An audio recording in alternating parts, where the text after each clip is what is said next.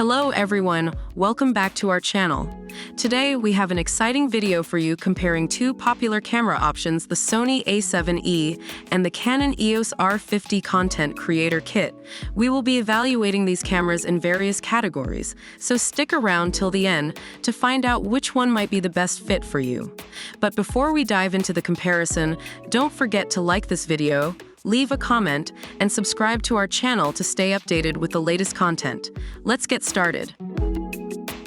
Both cameras come with impressive image sensors, but the Sony a7E stands out with its advanced 24.2 MP BSI full-frame image sensor with a 1.8x readout speed.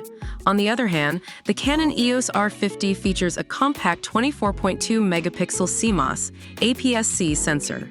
If you're looking for an image sensor that excels in low light conditions and offers faster image processing, the Sony a7E might be the better choice. When it comes to video capabilities, both cameras have their strengths. The Canon EOS R50 offers 4K uncropped movie with dual-pixel CMOS AFE, oversampled from 6K, and Full HD high-frame rate movie at up to 120 FPS. It also comes with a special close-up demo mode for quickly switching focus. On the other hand, the Sony a7E supports up to 10 FPS silent or mechanical shutter with AAF tracking, making it great for capturing fast-paced action. Consider your specific video needs before making a decision. Autofocus is crucial for capturing sharp and well-focused shots. The Canon EOS R50 utilizes dual-pixel CMOS AFE with 651 AF zones, covering up to 100% by 100% area. It also features auto-subject detection and tracking using deep learning technology. On the other hand, the Sony a7E boasts 693 phase detection and 425 contrast AF points with 93% image coverage. If autofocus is a priority for you, take these features into consideration. Now, let's talk about the price.